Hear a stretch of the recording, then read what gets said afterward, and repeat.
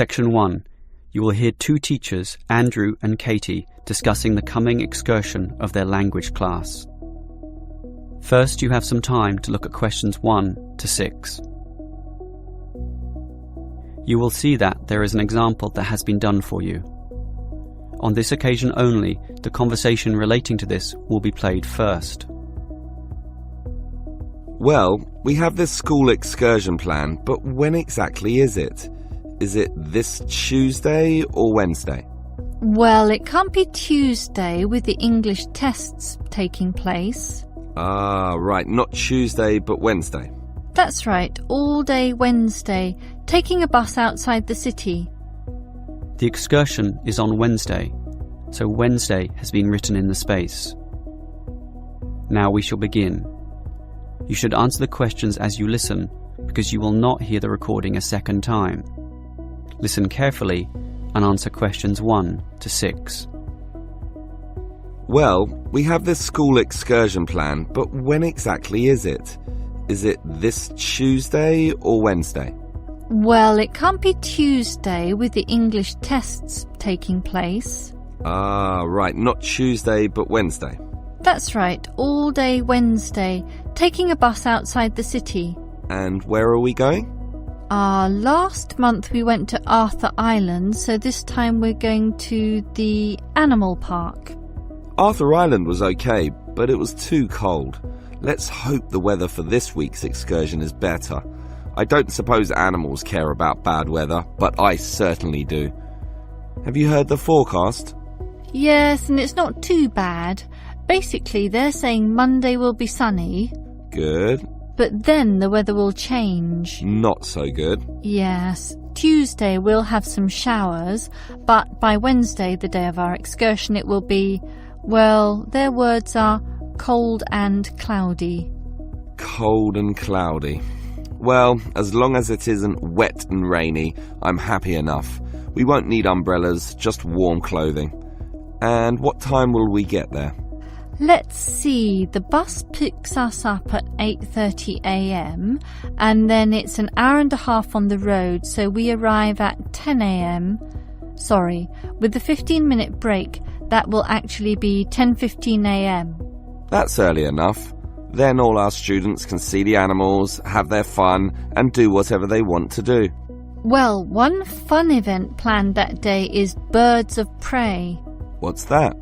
That's when they bring out several birds of prey, eagles, falcons, kites, those sorts of birds, and throw pieces of meat into the air, and the birds swoop down and eat them. It's quite impressive.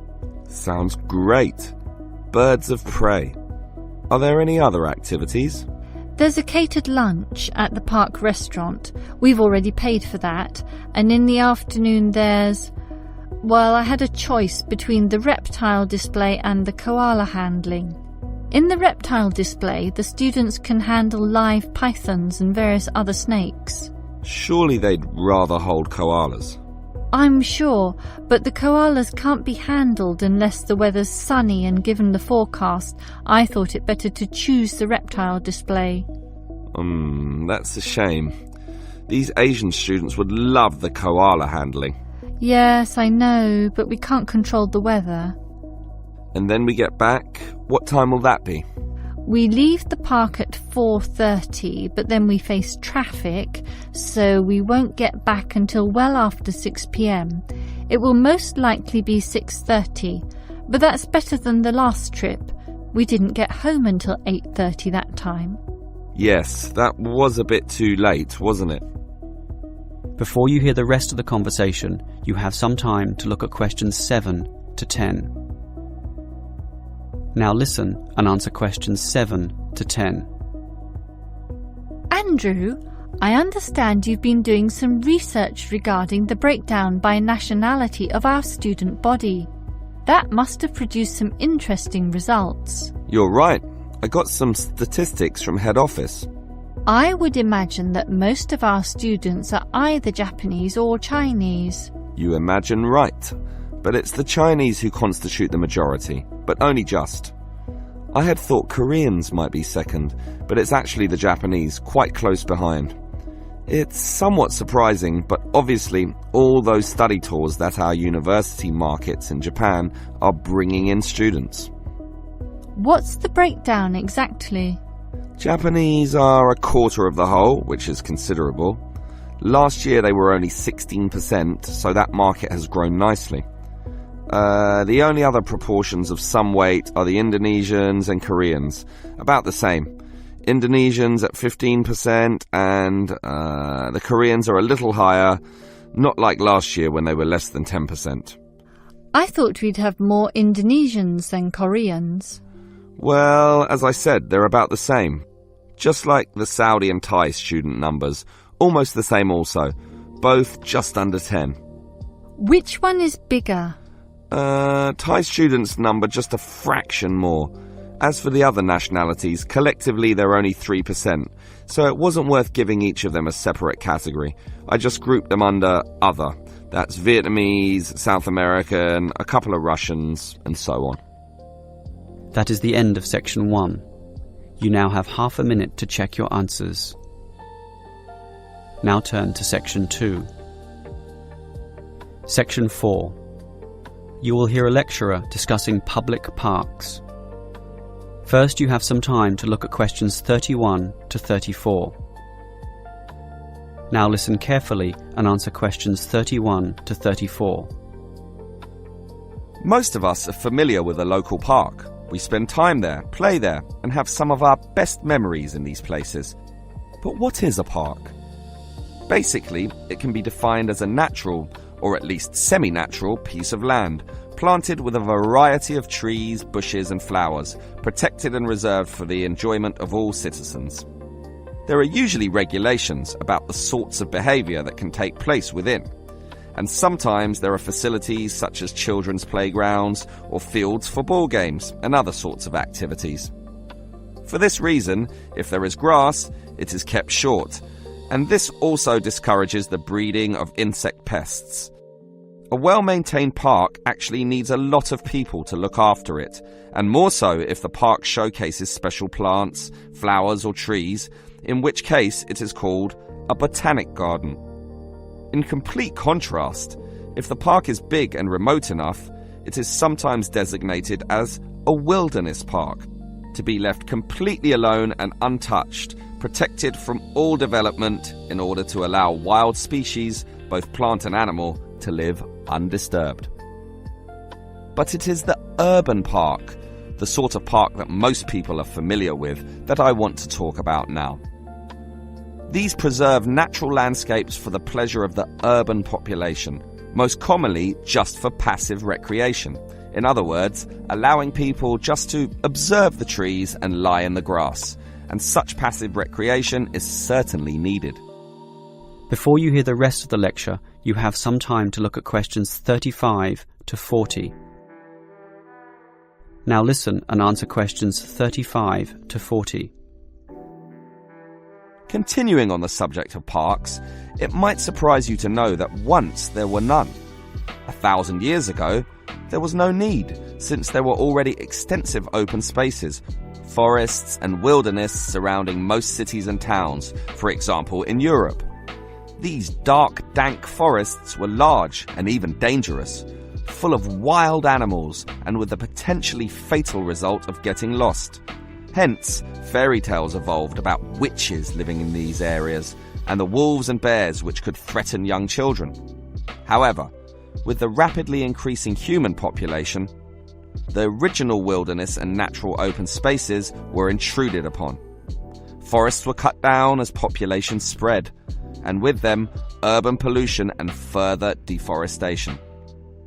But it was only with the advent of the Industrial Revolution that people realized natural areas needed to be preserved to give the populace access to the sort of nature that was fast disappearing due to the uncontrolled development and demand for resources.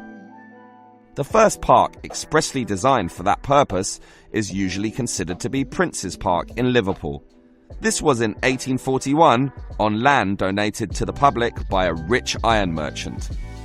With such a generous donation, worth about £50,000, the council decided to invest £5,000 of its own money in making it look good. Consequently, they hired a landscape designer, Joseph Paxton, who designed twisting turning pathways among shade-giving trees, all based around a central lake. In many ways, it became the prototype for all later large parks, including the famous Central Park in New York. But if we were to pick the park that most people are familiar with, it would be the much smaller neighborhood park. These can be tiny, but by being in the midst of extensive development and dense populations, they are increasingly seen as a refuge where one can get a glimpse of true nature. Many psychologists now maintain that this glimpse is necessary, for ultimately, as a species, we have an innate affinity for nature, and the concrete urban zoo clashes with our inner being. This has seen a rejuvenation of many urban parks that were once left to decay, for example in New York or London, and indeed some cities such as Melbourne are known all over the world for their abundance of carefully maintained parks, including a world-famous botanic garden. That is the end of section 4. You now have half a minute to check your answers. That is the end of the listening test. In the IELTS test, you would now have 10 minutes to transfer your answers to the answer sheet. Section 1. You will hear two students, Peter and Mary, discussing their new eating plan. First, you have some time to look at questions 1 to 5. You will see that there is an example that has been done for you. On this occasion only, the conversation relating to this will be played first. Okay, Mary. I know I'm putting on weight with all my bad eating habits. That's right. Chocolate bars, pizzas, and all washed down with litres of soft drink. And with all the sugar in soft drink, I think we can say you're definitely overindulging. Don't you think? Peter consumes far too much soft drink, so soft drink has been written in the space. Now we shall begin. You should answer the questions as you listen, because you will not hear the recording a second time. Now listen carefully and answer questions 1 to 5. Okay, Mary. I know I'm putting on weight with all my bad eating habits. That's right. Chocolate bars, pizzas, and all washed down with litres of soft drink. And with all the sugar in soft drink, I think we can say you're definitely overindulging. Don't you think? I know. I intend to definitely stop drinking that from now on. And that's part of the sensible eating plan that we have agreed we need to formulate. One that we can both follow. That's right. Sensible and practical. Allowing us to indulge in some sweet foods on occasions. On rare occasions. And we're going to cut out all the pizzas and hamburgers. Well, not totally. I thought you said pizzas could be eaten once a week. You know how I like pizzas. No, I said once every 2 months. Once a week was ice cream, not pizza. Yeah, that's because you like ice cream. I prefer pizza. Peter, if you want to lose weight, you need to be disciplined in both what you eat and what you do. Which brings us to the issue of exercise. That's right. So, jogging twice a week and hiking on Saturdays, right? No, hiking is Sundays, allowing Saturdays for the light walking exercise. I've investigated and discovered there are a lot of walking trails around this suburb, with many beautiful places if you just look around. So, what's happening this Saturday? A walk around the city? That's later in the month. This Saturday we'll visit Pine Park. Hill Park is nicer, with great views too. Yes, but we have to travel too far to reach Hill Park, so I ruled that out, and I love the smell of pines. And what about the weekday meals? Salads every night, I suppose.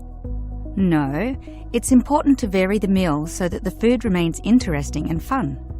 The only common factor is the fruit juice, but otherwise we'll have a variety of healthy fare, from salads to fish to lean meat. I'd rather have meat every night, but you're the boss.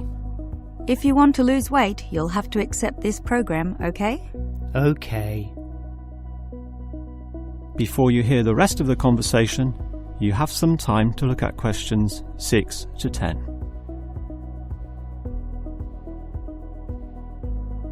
Now listen and answer questions 6 to 10.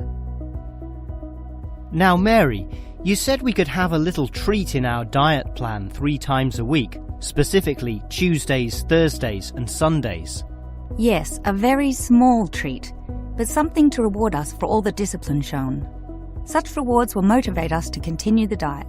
So on Tuesdays, what can I choose? You have a choice between a small serving of chocolate, ice cream or biscuits. Okay, well, I'll go for the biscuits. I love those crunchy little things with my cup of tea. So do you, right? I do indeed, so I'll have them too, saving the ice cream for later. But I know how much you like ice cream, so why don't you save it for the end of the week? That will give you the motivation to keep going, and you can have chocolate midweek. That's a good idea, but I think the most important thing is for you and I to eat different things on those other 2 days. Well, if you think that way, I'll eat the ice cream on Thursdays, not the chocolate, okay? Well, if you're having that, then I can't have ice cream. In order to be different, I'll have the chocolate. So we can compare our different snacks, and maybe even share a little with each other. Exactly. And the variety and fun involved will take our minds of wanting more. Eating for fun. A good idea. And then you can have the chocolate on Sunday, right? But I like biscuits. Actually, I want biscuits again, to have with my cup of tea. But you have the biscuits on Monday, remember? And we can't repeat. Oh, come on. This isn't fixed in concrete. I can have them again instead of chocolate. You might like variety, but I don't. I'm a creature of habit. Well, the whole point of this was to taste different snacks. But if you want the same thing, okay.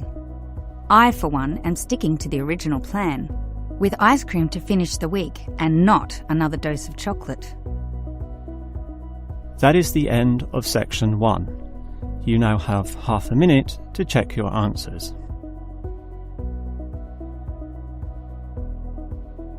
Now turn to section 2. Section 4.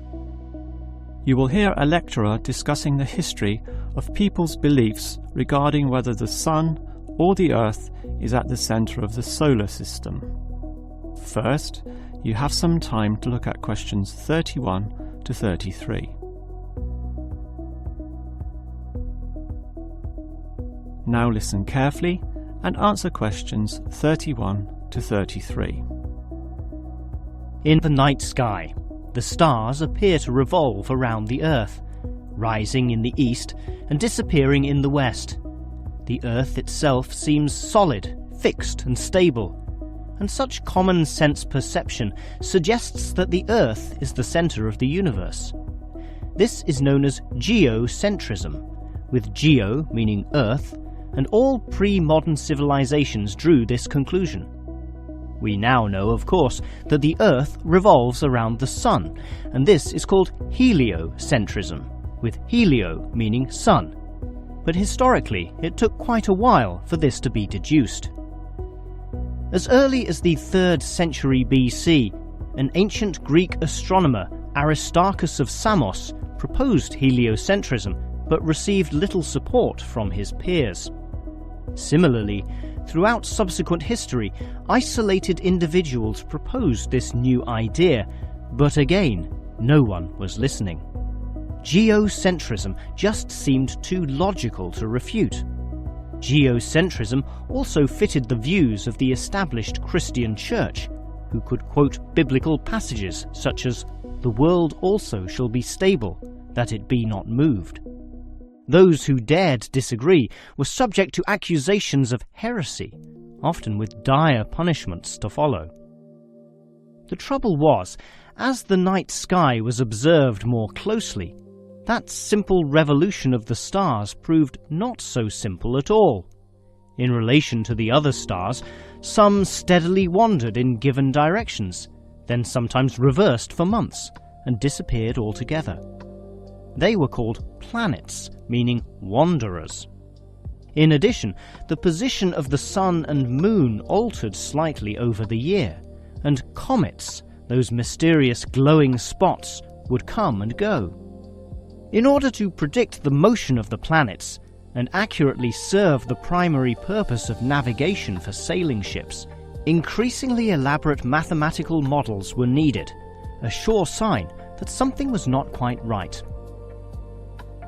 Before you hear the rest of the lecture, you have some time to look at questions 34 to 40.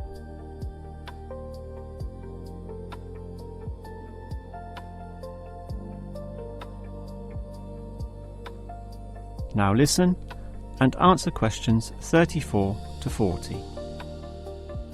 Heliocentrism, or the belief that the Sun is the centre of the solar system, still needed a mathematically sound description before it could be scientifically accepted. And it was a Polish astronomer, Nicolaus Copernicus, who in 1543 first published this. This event is sometimes referred to as the Copernican Revolution. Copernicus himself certainly feared the consequences of his proof, knowing full well it might invoke the anger of the established church. Probably for this reason, he waited until the last year of his life, when he was sick and dying, to release his findings.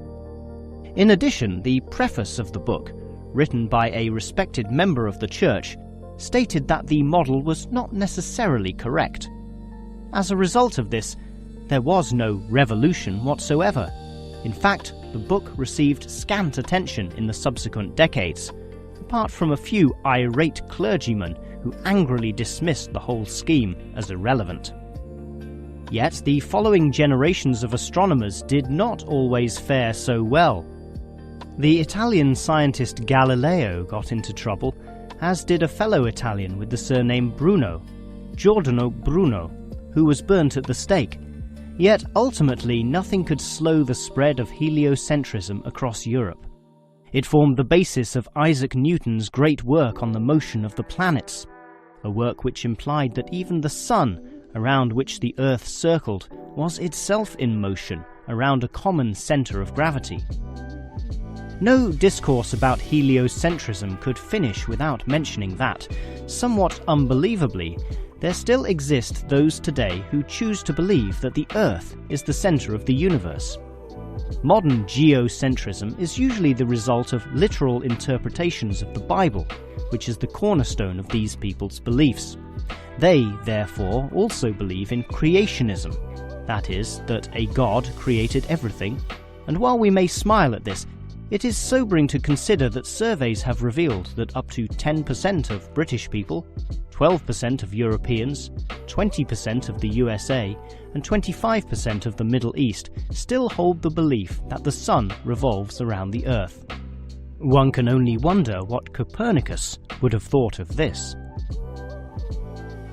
That is the end of section 4. You now have half a minute to check your answers. Section 3. You will hear 3 students, Steve, David and Susan, discussing the different courses they attend. First, you have some time to look at questions 21 to 26.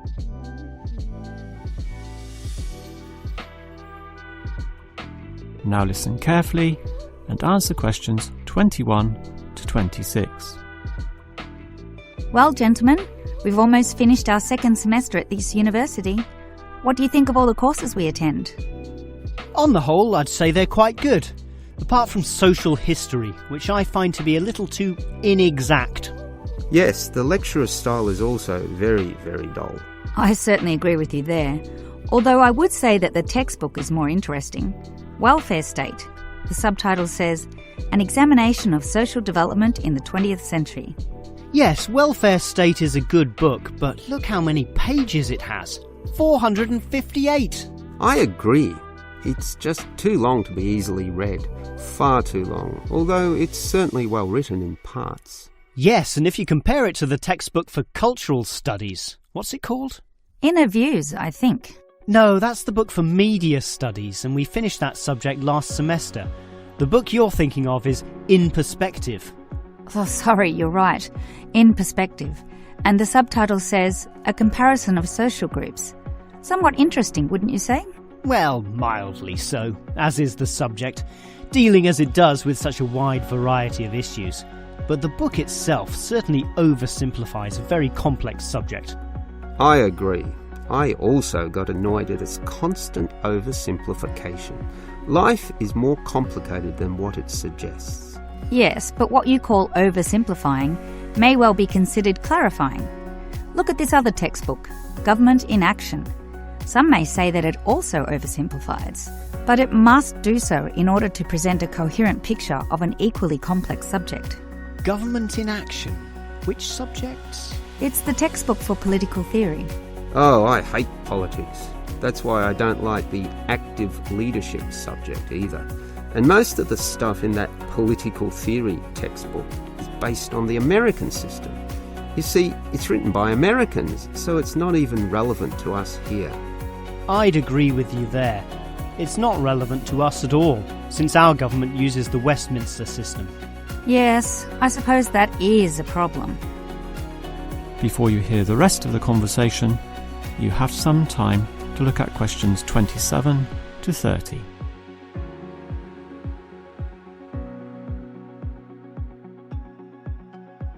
Now listen and answer questions 27 to 30. Well, it seems we all have certain criticisms about the textbooks we're using, but at the same time we all like some elements, at least, of the subjects we're studying. What's your favourite subject, David? I'm not sure. I like political theory, but... Cultural studies is by far the best, even better than political theory, which I also like, but just not as much. Why do you say that, Steve?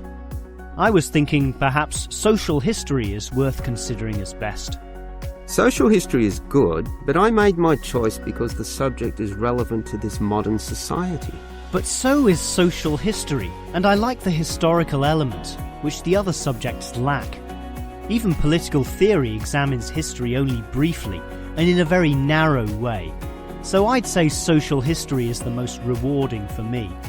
What about you, Susan?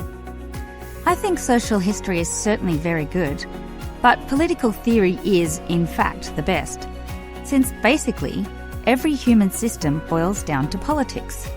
So, despite a certain irrelevancy in the details, the basic message remains as relevant as ever. Oh, Susan, you can't be serious. Let's ask Olive again. She's over there. Olive! Which subject do you think is the best? A difficult question. I'm very interested in culture, so cultural studies is certainly my cup of tea. But I'm politically active also, and hope to pursue this as a career. So political theory would be the one I'd pick. I don't believe it. Even with that irrelevant textbook? Don't listen to him, Olive. You have a right to your own opinion. That is the end of section 3. You now have half a minute to check your answers.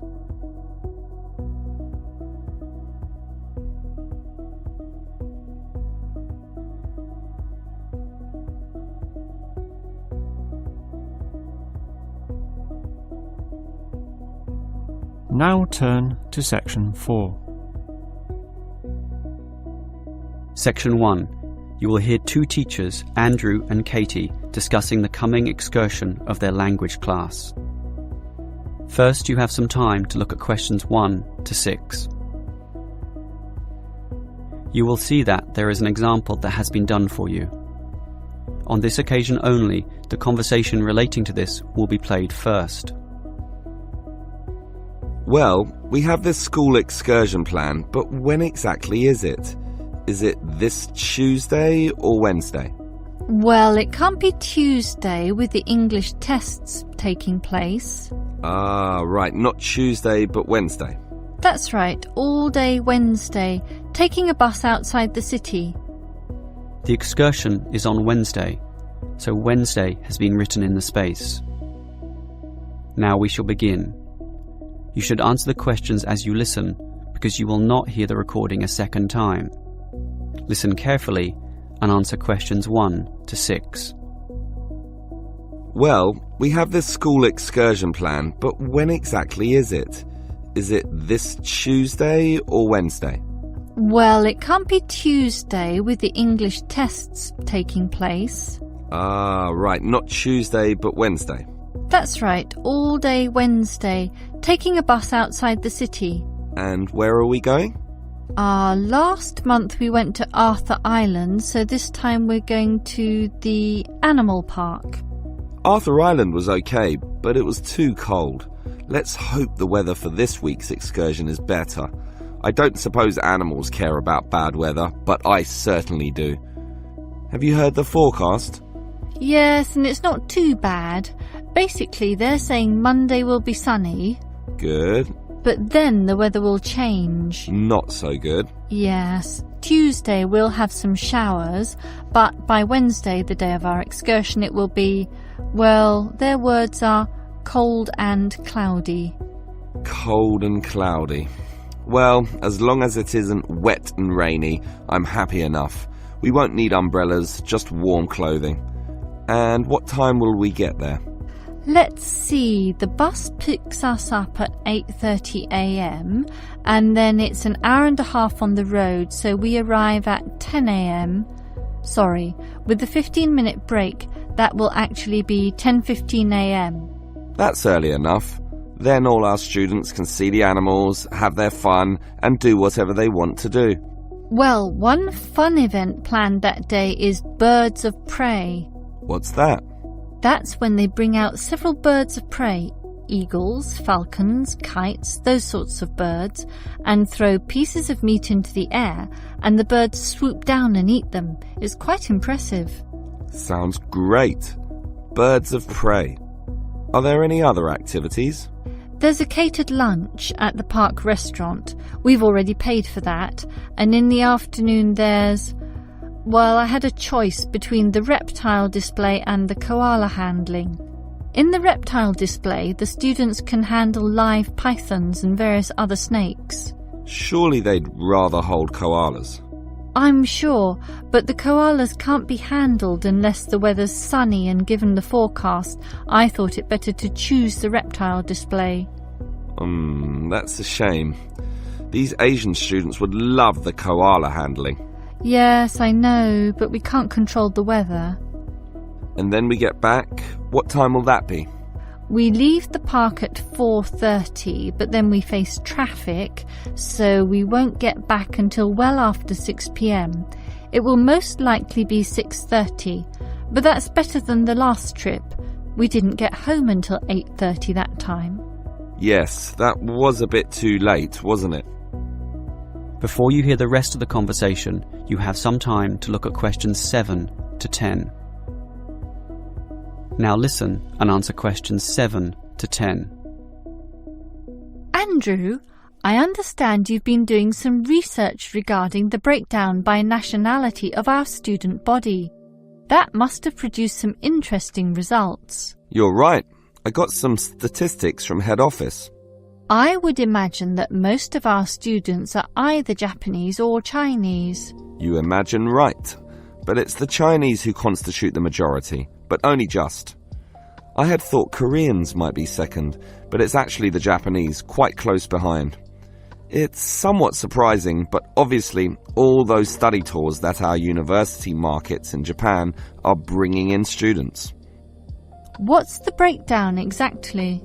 Japanese are a quarter of the whole, which is considerable. Last year they were only 16%, so that market has grown nicely. The only other proportions of some weight are the Indonesians and Koreans, about the same. Indonesians at 15% and the Koreans are a little higher, not like last year when they were less than 10%. I thought we'd have more Indonesians than Koreans. Well, as I said, they're about the same. Just like the Saudi and Thai student numbers, almost the same also, both just under 10. Which one is bigger?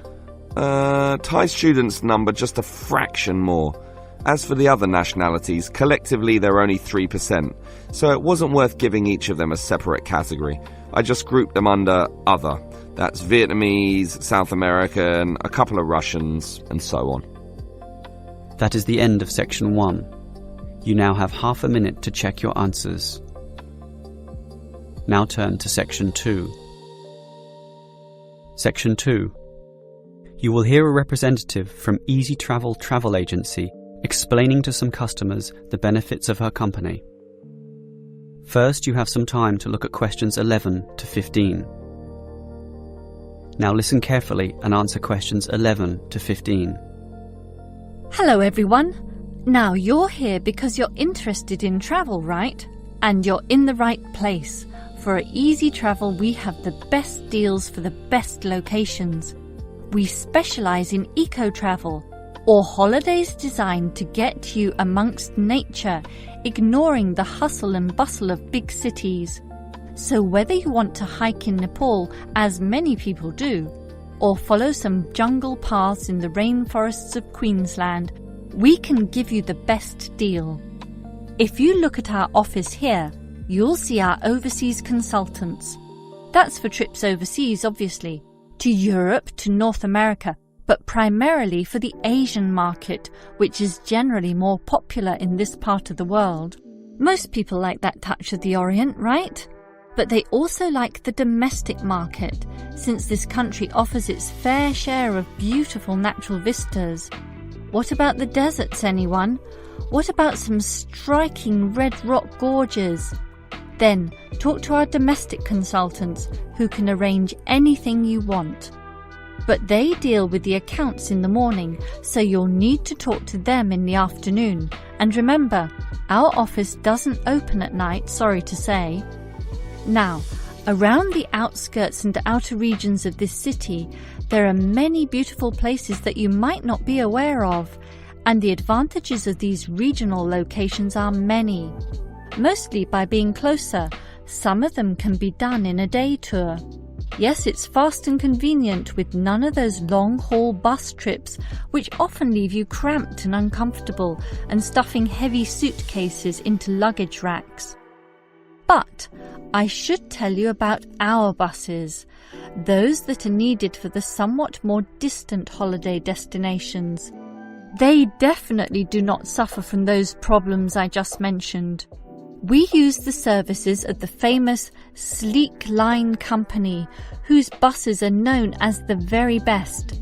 Yes, they are big, yes, they are comfortable, but what makes them especially different is the personal attendant who accompanies the driver, ready and willing to serve you and ensure that your trip is the very best. So whether it's overseas or local, we can certainly give you what you want. Now, do you have any questions? Before you hear the rest of the talk, you have some time to look at questions 16 to 20. Now listen and answer questions 16 to 20. Right, let me orient you to our main Easy Travel office here. On this table right beside us are travel magazines for you to browse through, and on the wall next to that are many more for all parts of the world. Our 4 travel consultants sit over there on the other side of that long counter.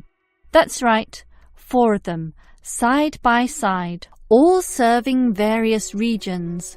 Now, let me tell you their specific functions. Firstly, the consultant on the left, next to the plant, is the local tours consultant, serving tours in the immediate vicinity of this city.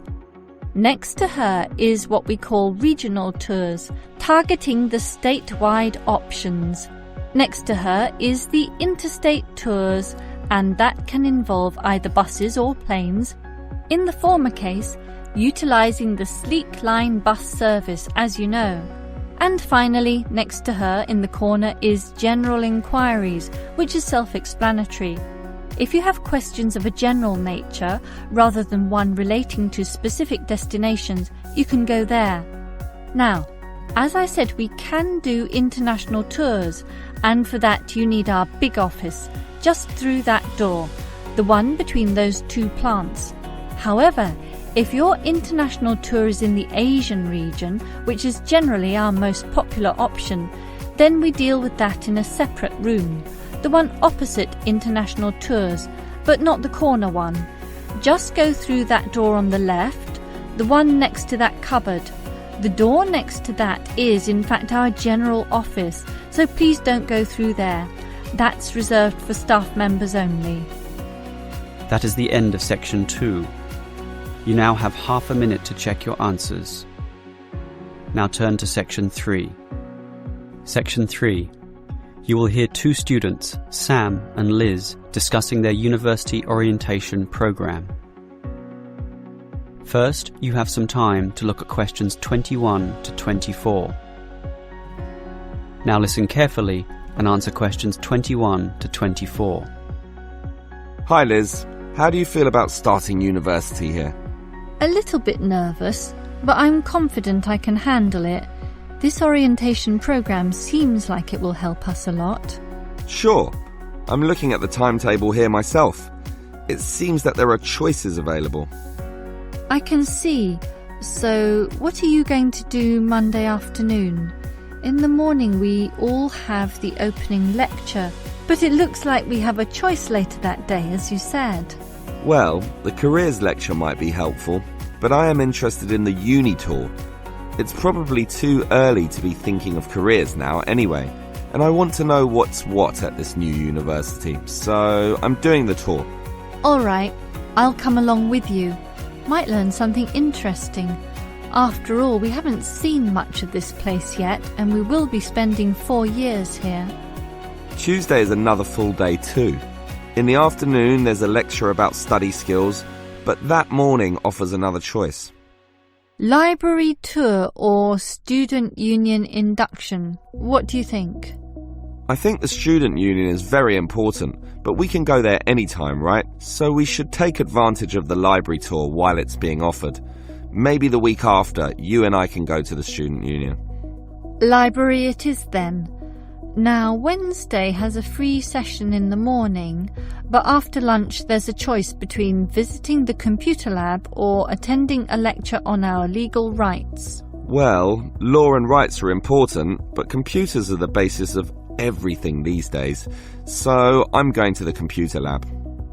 Don't you think knowing our legal rights is equally, if not more important? We live in a very litigious and complex society now. Sure, but it's something we can pick up later, so let's leave that one out. Okay. Let me see the timetable. Thursday is a free day, and the week winds up with some celebrations on Friday afternoon. It looks like a fun choice too. There's either a barbecue on the main lawn or the dance. I never pass up the chance to eat something. What about you? If I can get a free meal, I'll take it any day, and I'm not good at dancing anyway. Well, that's that decided, right? Right. Before you hear the rest of the conversation, you have some time to look at questions 25 to 30. Now listen and answer questions 25 to 30. Guess what, Liz? There's another interesting thing in this orientation booklet, and it looks important, about a style guide. What's that? Take a look yourself. It seems to be a set of rules regarding how to present written work, essays and that sort of thing to the lecturers. They want a uniform style of presentation. I can see, so everything we hand in must have a header and a footer. A what? A header and a footer. The footer is at the bottom of the page and the header is at the very top. That's why they call it a header, you know, that little bit of writing giving details about the work. And they also want the word count. Why do they need that? I guess because the lecturers will specify the number of words they want for their assignment, and they want to be sure students follow this. And even the heading on the page has to be a specific dimension, 16 points and bold print and underlined. And subheadings are 14 points, and the font has to be Arial for everything. Yes, the main text is Arial too, as you said, and the size is 12 points, with the header and footer being slightly smaller at 10 points each. Well, it seems logical. The size of everything is in proportion to its importance, but why do they need the spacing of the main text to be 1.5? The header and footer are different. They're only single-spaced. Probably to allow the teacher to insert comments or corrections, or just to make it all more readable, I suppose. And we need wide margins on the left, right, top and bottom, probably for the same reason. Lots of space to allow the addition of comments. That's a bit scary, actually. It seems to assume we will be making mistakes. And look what they want in the header and footer. The header has the name of the work. Not the name of the teacher? No, the work, but surely the teacher's name must go somewhere. Ah, here it is. It goes in the footer. Okay, I'd say this is all logical. If a page is lost, say falls to the floor, then with all this information it can always be traced back to the teacher involved. Right, as you say, all very logical. That is the end of section 3. You now have half a minute to check your answers. Now turn to section 4. Section 2. You will hear a childcare worker telling some mothers about the advantages of her centre. First, you have some time to look at questions 11 to 16. Now listen carefully and answer questions 11 to 16. Hello everyone, and welcome to the Stanfield Childcare Centre. Now I know you're all new mothers and you like to cling to your children. You've certainly spent a lot of time raising them to the age of 4 and are perhaps reluctant to leave them here at our centre. Well, one of the first things you should understand is that here it is safe. Very safe. Look around and you'll see that every room has padded walls. Other centres have standard painted walls, but here we have invested a lot to ensure your children will not hurt themselves when running around and possibly tripping over. This padding extends around all corners. That is, the areas most likely to bruise and cut your active little child. So, you can rest assured that any accidents of a physical nature are not likely to happen here. Now, you don't want to dump your child at this centre and let them waste their time. You want them to learn, and that's one of the greatest assets of our establishment. Our staff are not only trained childcare workers, but all of them have a special skill which they can impart to your child. Whether it be teaching the ABC, some basic mathematics, artistic skills, or physical education. We are particularly known for our preschool literacy program and have a wealth of learning toys specially designed to develop your child's potential.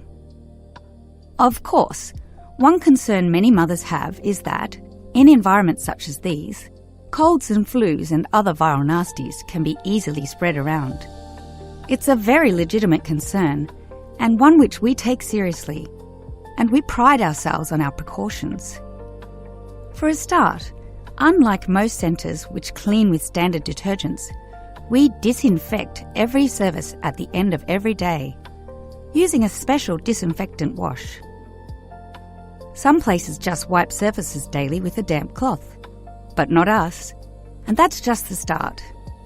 We also physically check your children when they arrive every day. And if we feel your child is sick, we ask him or her to wear a face mask to ensure germs are not transmitted.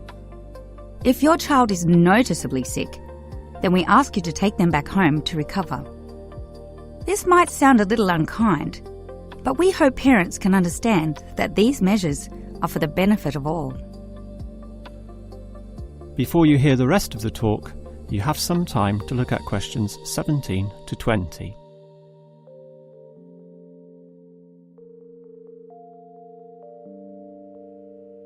Now listen and answer questions 17 to 20. Now at Stanfield Childcare Centre, we have excellent childcare officers. And let me briefly introduce them. We have Susan, Andrea, Bella, Kathy, Lisa and Liz. They're all fully trained and come with some individual assets which make them even better. Bella, for instance, knows children very well, having worked here for 5 years, and Kathy has her own family, 2 little girls, so she can talk to you with first-hand knowledge of what it's really like to raise children. But getting back to Bella, she often relaxes here after work, spending long hours chatting to parents, as does Kathy in fact. But in terms of hours, nothing can compare to Andrea, who will sometimes spend the night here, staying in our overnight room. Why?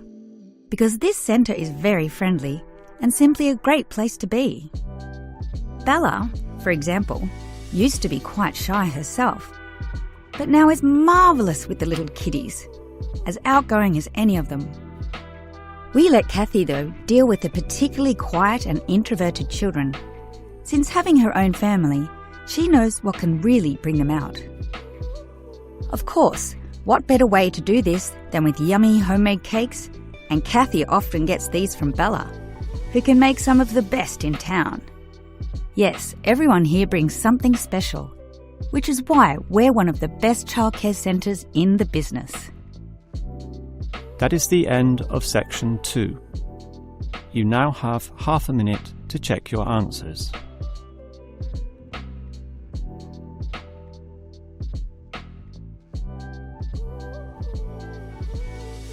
Now turn to section 3. Section 3. You will hear a student, Eric, talking to his lecturer, Miss Harris, about essay writing. First, you have some time to look at questions 21 to 25.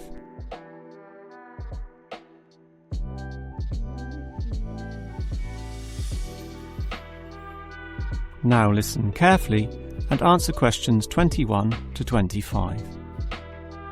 Hi, Ms. Harris. Here we are talking once again. Well, I'm always willing to help out wherever possible. Is anything troubling you? Well, your advice last week about writing summaries was very useful, and I'm using these summaries a lot in order to prepare my final master's thesis. But you're having problems, right? Yes, I have a few issues to discuss. Obviously, I want a good essay, and I want to achieve high marks, but I'm not sure on the best way to start. That's an easy question. Start with a topic, but not one that I necessarily suggest, but one that you want to explore. You will always write better when doing so on a topic you are interested in, not one imposed upon you by others. Well, I'm interested in management theory. Then pursue that.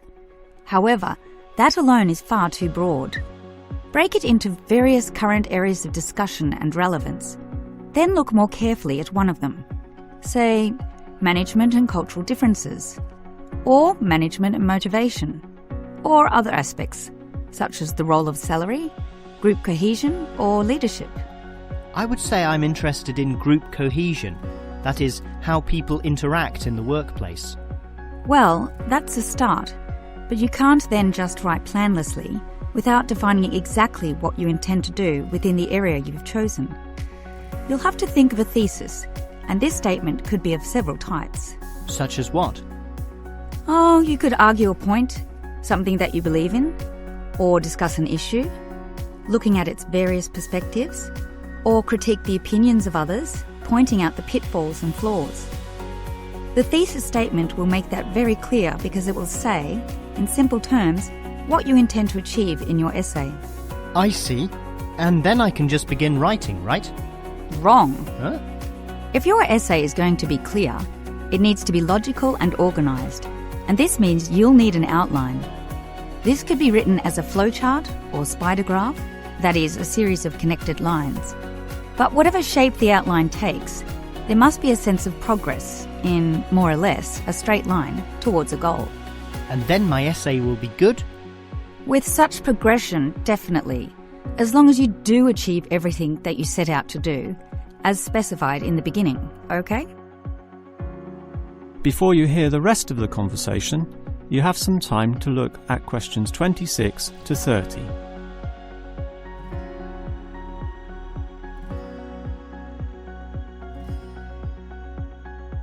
Now listen and answer questions 26 to 30.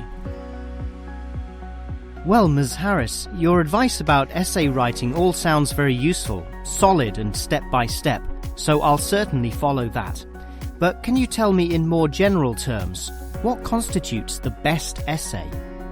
Oh, there are many aspects to consider, but one of the most important is certainly original thinking. The best essays are written by people who think for themselves, and not just copy or imitate established views. I think I can do that. But remember, you can't just give a list of unsupported assertions. There needs to be support as well. A chain of logic linking each step in your argument. Right. Yet that alone is not enough. Your argument may be logically sound, but is it practically so? For that, you need examples from real life to illustrate your points or subpoints. I've got lots of examples from my course readings. I suppose I could use them. But remember, whenever you use an example or facts or figures that are not commonly known, you must give a reference. That's an academic necessity, without which your writing will automatically fail. So it's necessary to give these, right? Absolutely. And with that, your essay will be fine. But always ensure that you format it clearly. What do you mean? I mean the practical considerations, as written in the University Style Guide, such as leaving appropriate margins, using double spacing, Arial font, and so on. You see, your writing must look good as well as be good. I can certainly do that. And finally, related to the previous point, you need to respect the number of words required. Your individual lecturers will give you a word count figure, so follow what they say, making your essay neither too long nor too short. Perhaps 10% either way should be acceptable. 15% was common when I was younger, but it's a lot stricter now, and 20% would be pushing the boundaries just a little too far. I guess I can do all that. Thanks for your advice. That is the end of section 3. You now have half a minute to check your answers.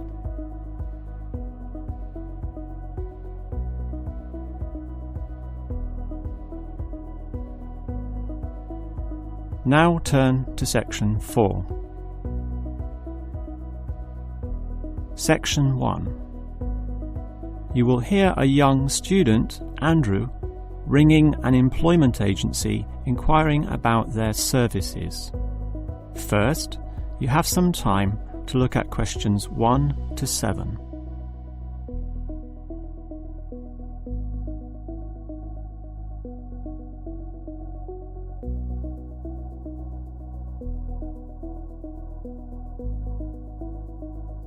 You will see that there is an example that has been done for you.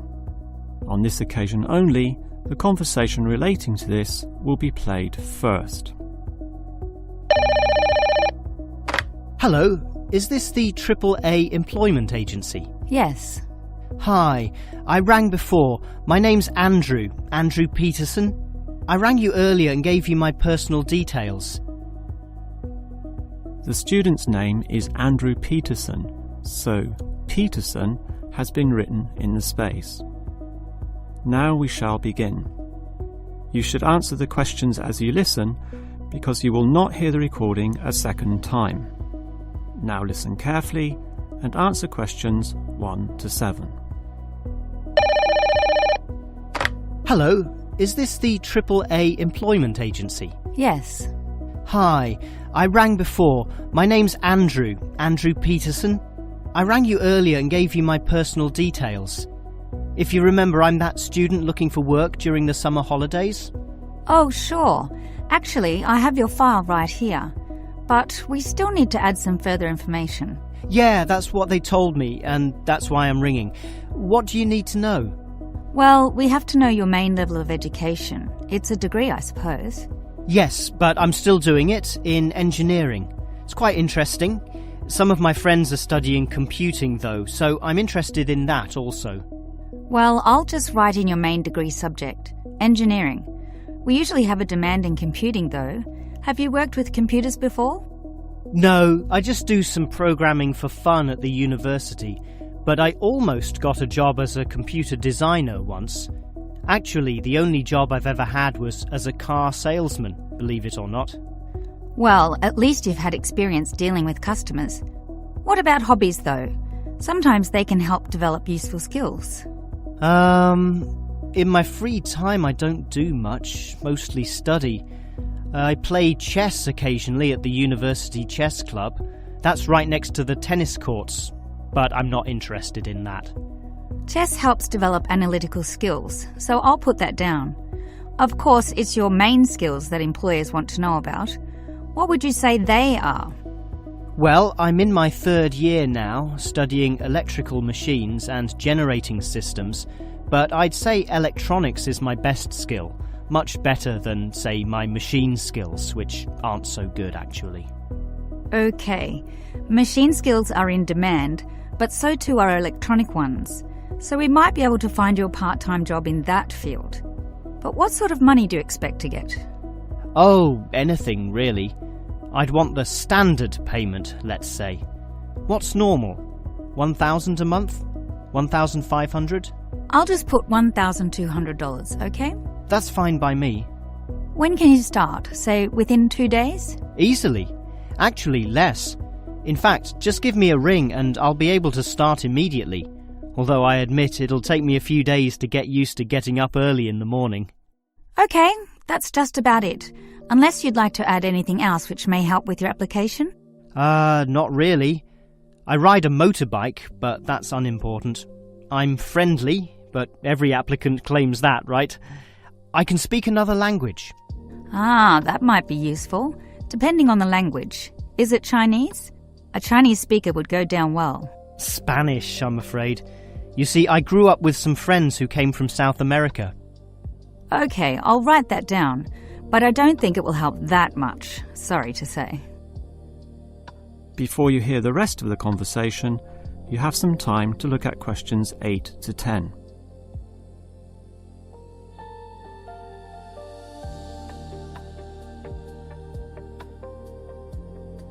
Now listen and answer questions 8 to 10.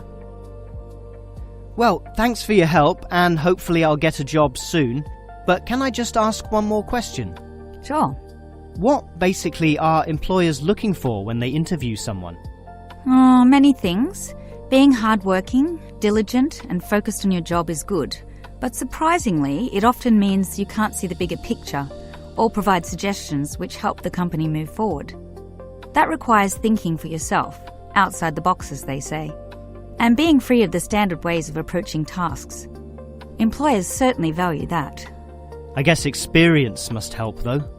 It depends. If it involved a routine job, one which didn't exercise your mind, it might not mean that much at all.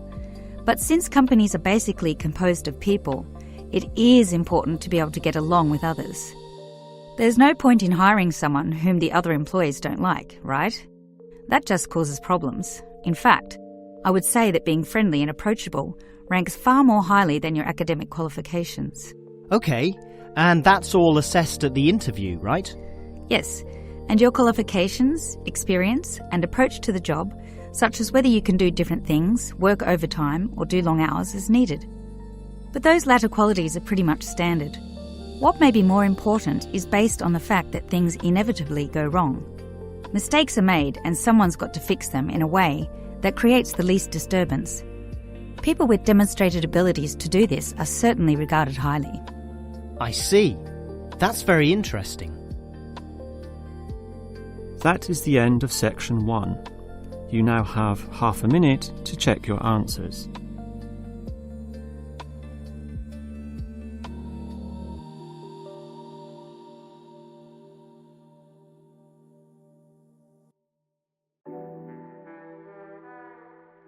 Now turn to section 2. Section 2. You will hear the manager of the fitness centre giving information about the centre to some new customers. First, you have some time to look at questions 11 to 15.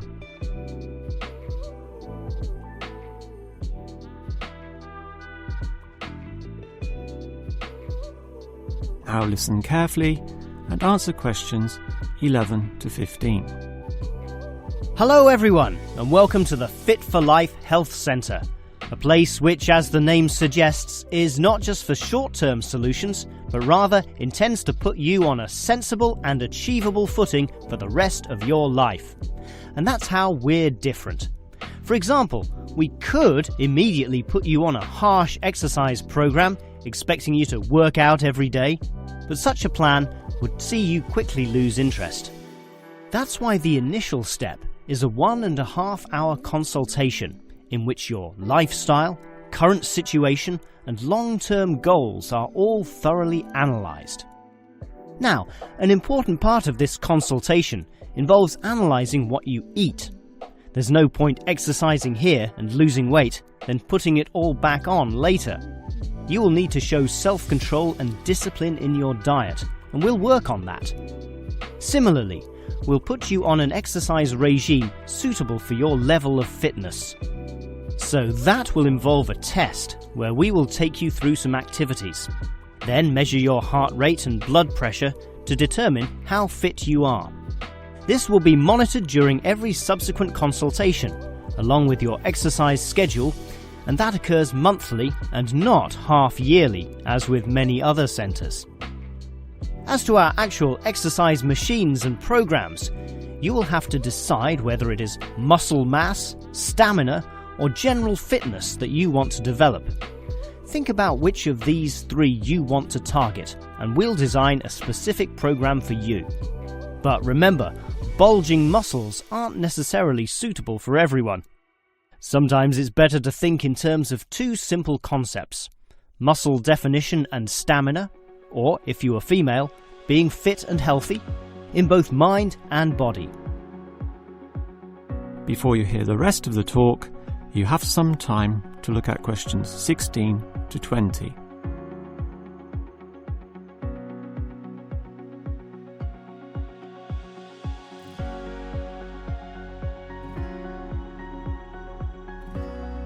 Now listen and answer questions 16 to 20. Now, if you're going to work out at this gym, you'll need to think about your reasons for exercising. So let's consider that in more detail. Muscle mass is certainly popular with the guys, probably seeking to impress the girls. And with muscles comes the confidence to do that, right? Well, for that, you'll need our high-stress weight units, where pumping iron is all the rage. Moving on to other benefits, one of the main ones is beating the tension of life, right? And the longer the exercise is, the greater the rewards in this respect. Thus, playing squash can certainly help, and so can swimming. But what's much better, as every jogger will tell you, is their activity. So we have ample jogging machines and they're always popular. They can provide good fitness too, as can the yoga classes. However, again, let's not forget playing squash, which I would say is the optimum way to improve your general well-being. Such an active, energetic game, plus the competitive element, drives you forward into high levels of health and fitness. These, of course, are the ultimate purposes of being here, but remember, the centre is full of like-minded people, all of whom are interesting to meet and valuable sources of information. The yoga classes have a pre- and post-meeting session, so you'll certainly meet others there, although they'll all be yoga enthusiasts, which limits the range somewhat. But whether doing yoga, swimming or exercising, everyone showers, right? So those facilities are where you'll hear all sorts of interesting conversations and really get to know people. Not like the front desk area, which is mostly empty as patrons go immediately inside to do their exercise. Of course, the front desk can answer all your questions and has information brochures and such like, but for knowing more about a greater variety of subjects and community concerns, look at the notice board in the yoga studio, where there's a huge array of papers, leaflets and articles, all for you to read and consider. That is the end of section 2. You now have half a minute to check your answers.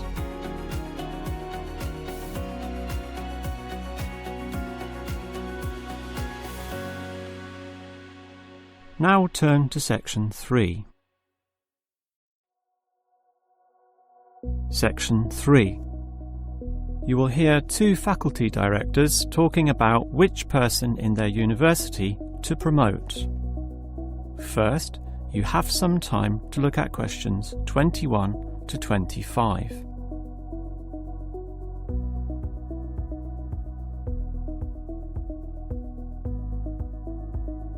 Now listen carefully and answer questions 21 to 25. Okay, we've got to decide who to promote to leading education officer. Someone from the arts faculty, I suppose. Well, it can be from any faculty, since the position requires more general skills. Handling personnel, settling disputes and motivating them to focus on the task. It was the last position which involved computer knowledge, not this one. Surely computer knowledge would help. So too would knowledge in the arts. Sure, it would help, but the key criterion is being able to direct the staff appropriately. So it doesn't matter then from which faculty we select our candidates? Not really, but I've already looked at those from computing and rejected them all. Why? They're all too new, lacking in sufficient experience, whereas these ones from the business faculty are long-timers, so we'll take someone from there. I suppose you're right. The arts faculty doesn't present much in the way of suitable candidates either. But we'll still have to train the person, teach the ropes as they say, and he or she will have to expect to do overtime as needed. Of course, it can get so busy that if we were open on the weekend, they'd have to work then as well. Just as well we're a Monday to Friday university, right? Right, but are you sure these people will actually want the job? The salary isn't such an improvement on their current ones. I know, but there are benefits. You get overtime rates, a nice place to put your car, as well as additional petrol money if you drive for company purposes, which they'll probably be required to do. But those benefits are quite limited, especially given all the work and responsibility involved. People often don't like that. They prefer the creative freedom of less senior teaching positions. Yeah, I know. But these candidates should realise that if they do this job well, there'll be more promotions down the line. You know how everyone likes having their own office, right? Sure. Well, that would come after a few years, if they're prepared to work hard and grow with the university. Yes, that should attract these people. Before you hear the rest of the conversation, you have some time to look at questions 26 to 30.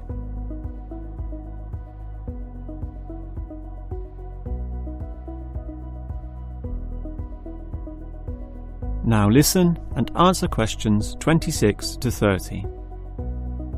Well, that's enough talk about the job. What about the actual candidates? How many do we have? I've narrowed it down to 4. Just using their first names, that's Stephen, Abdul, Lek and Oscar. As you said, there's quite a bit of experience between them, about 34 years in all. What's the exact breakdown of figures? Abdul and Stephen both have 7 years. Lek has 1 more, and Oscar is the most experienced at 12. But who's the most qualified? Stephen and Abdul have an MBA. Oh, sorry, Abdul's got something called a MBP, some foreign thing which translates as Master of Business Practice. I'm not sure what that is, but does he do the job well? Very well, apparently. Better than Lek and Oscar, who hold a degree and some certificates respectively. But we have to think about any drawbacks. You know, possible issues with any of them. I asked the respective deans for feedback, and I found out that Stephen, the younger one, drinks a bit. So he has a problem with alcohol? No, he never drinks to excess, but at the bar he's often expressed his intention of moving on, of teaching abroad. Ah, he's not stable. Not stable at all, apparently. We'll never know for how long he'll hold the job. We need stable personnel, and people without family problems or sick relatives like the last guy we promoted. What about Abdul then? Will he do? He might do, except his English language ability is limited. It's functional but a bit broken, and meaning is sometimes lost. That's not the problem with the next candidate, Lek, who has good language ability, but this job involves handling people, and his dean says Lek's attitude is bad. In what way? His manners are okay, and he's interested in his job, but he believes there should always be adequate leisure in life. He definitely won't work overtime and complains a lot already about his job. But this last candidate, Oscar, is probably not the right one either. Why not? Not another problem with language.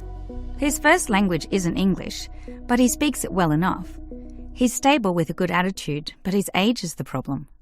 Age is not a problem. That would be ageism, and I don't believe in that. But with his age comes health problems as well, and serious ones at that. Oh, that might be an issue then. That is the end of section 3. You now have half a minute to check your answers.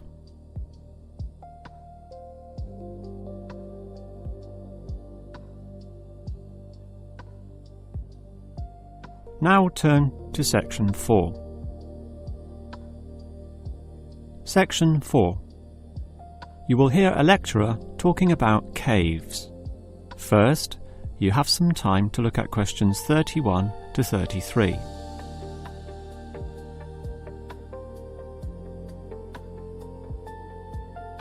Now listen carefully and answer questions 31 to 33. If there is one natural feature which has long fascinated man, it is caves, those natural underground spaces into which people can enter. No known cave in the world can exist without it being extensively explored. Whether it be in remote areas, such as the Clearwater Cave in Borneo, or immensely long and difficult, such as Mammoth Cave in America. Or perhaps the most challenging, those caves below the water table, full with water, in which case the exploration is known as cave diving. Whatever the case, if the caves are known, as complex and difficult as they usually are, they will be explored.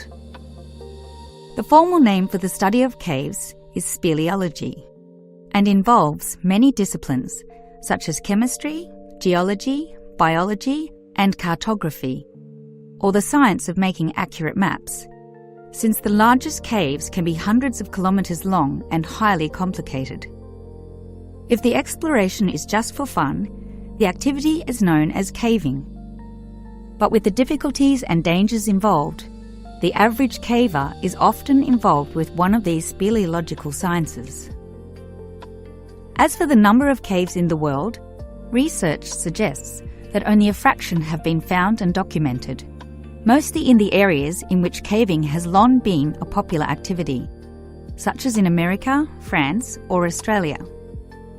China, for example, has huge areas of limestone bedrock, prime material for cave formation, and logically must contain among the largest number of caves in the world. Yet only few are documented due to the lack of interest in caving there.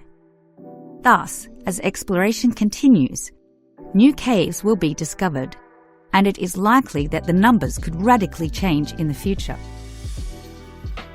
Before you hear the rest of the lecture, you have some time to look at questions 34 to 40.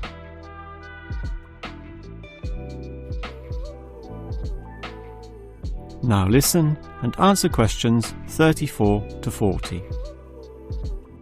With caves being such mysterious and intriguing places, the obvious question concerns how they form. The most common cause is the effect of slightly acidic water in a process called dissolution. Here, water seeps into the ground and down through rock masses. If this rock is soluble, the water dissolves some of it, and over time, the passage expands to become a cave or cave system. The largest and most common of these involves limestone, although other materials are possible, including gypsum, marble, and even salt. Now, if the cave is formed at the same time as the rock, it is called a primary cave, and the most common of these are lava tubes.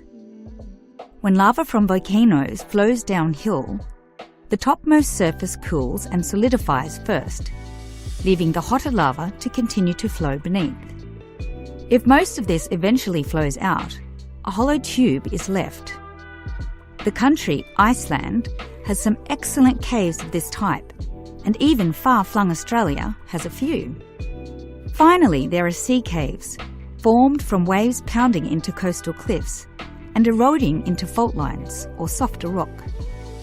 These caves are usually the shortest, about 50 metres at most, since the erosive action of the waves can only reach a certain distance. However, it is limestone caves which will always be the most interesting. This is due to the presence of limestone formations. As the groundwater seeps downward through the ceiling of the caves, it encounters a different pressure and temperature, causing it to deposit a small amount of its dissolved calcium carbonate. Over time, through the action of millions of drops, this deposition process results in ever-growing masses, known as stalactites. If hanging from the ceiling, or stalagmites if growing from the floor. Alternatively, the water may flow over a large surface of rock, forming flowstone, and with other sorts of processes can result in beautiful milky white formations of astonishing complexity. One of the best examples of this, as well as of what surprising discoveries may yet await, is the Lechu Gila Cave in New Mexico. In the 1950s, some cavers heard the sound of wind underneath some large boulders on the cave floor, a clear sign of a deeper passageway. It took until 1984 for a group of cavers to gain permission to start digging, and 2 years later, in 1986, they broke through into a walkable passageway, unlocking one of the longest cave systems in the world, the deepest in America, and some of the most beautiful formations ever found.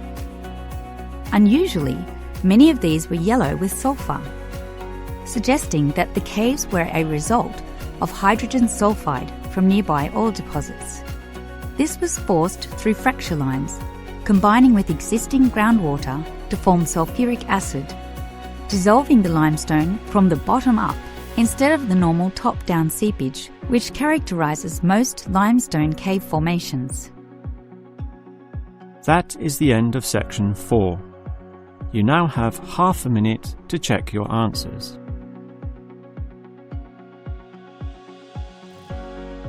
That is the end of the listening test.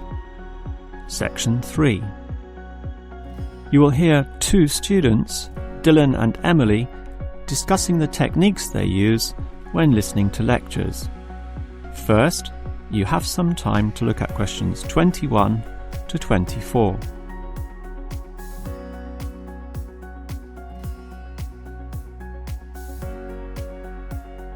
Now listen carefully and answer questions 21 to 24. Hi Emily, what did you think of that lecture? A bit hard to follow, but I have some good lecture listening note-taking strategies which really help, so I can review the lecturer's message later. Lecture listening note-taking strategies? Review it later?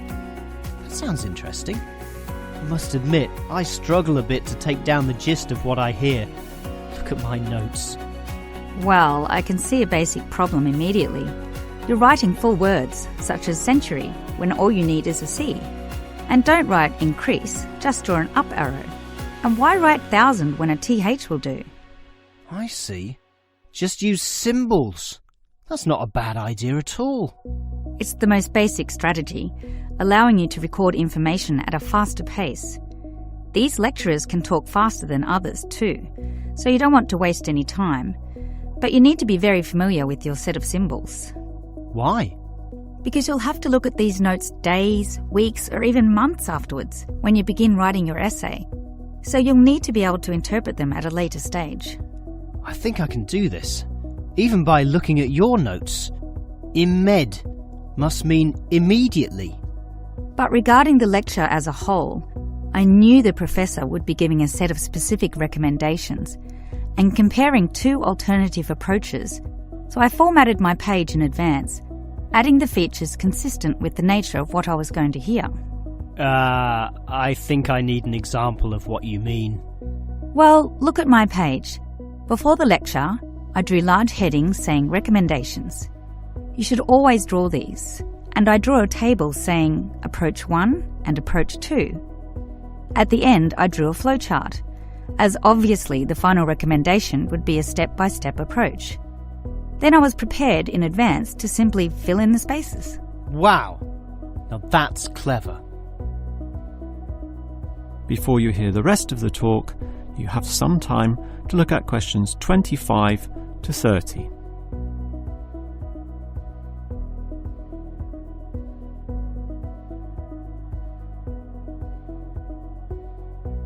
Now listen and answer questions 25 to 30.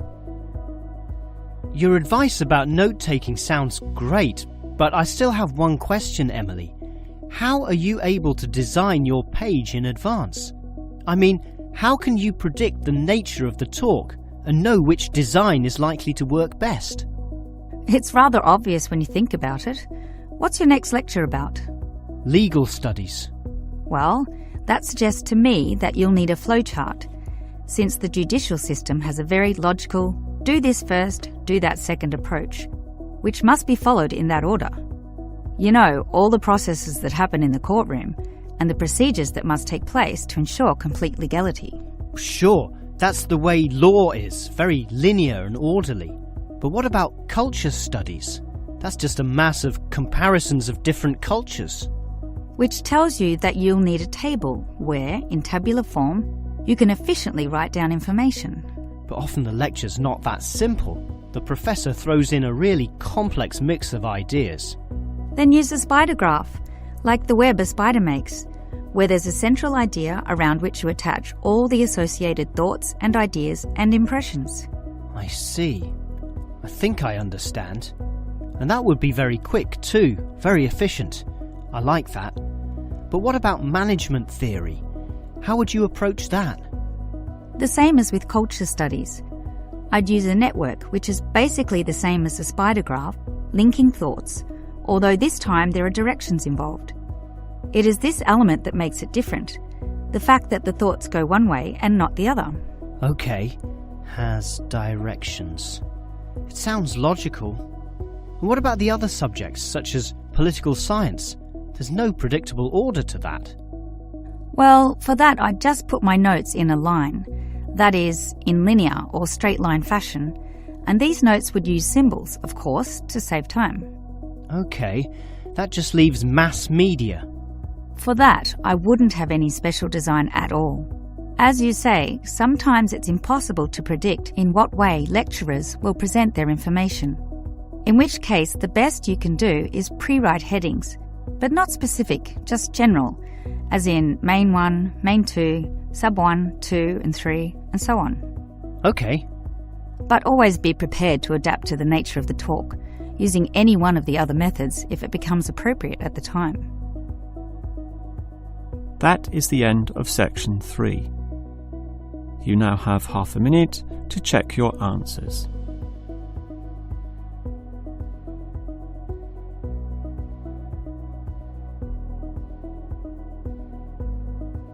Now turn to section 4.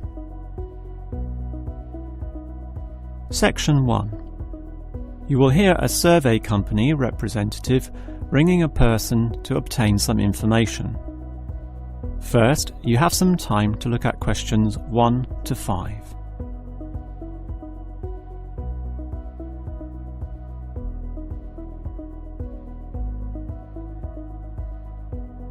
You will see that there is an example that has been done for you. On this occasion only, the conversation relating to this will be played first. Hello? Hello? Who is this? Hello, I'm a representative of the Tally-Ho Survey Company, and I'd like to ask you a few questions regarding exercise. Ah, that's an interesting subject. The representative will ask questions about exercise, so exercise has been written in the space. Now we shall begin. You should answer the questions as you listen, because you will not hear the recording a second time. Now listen carefully and answer questions 1 to 5. Hello? Hello? Who is this? Hello, I'm a representative of the Tally-Ho Survey Company, and I'd like to ask you a few questions regarding exercise. Ah, that's an interesting subject. Yes, we think so too. But I'm afraid I'm a bit busy at the moment. Don't worry, this will only take about 4 minutes at the most.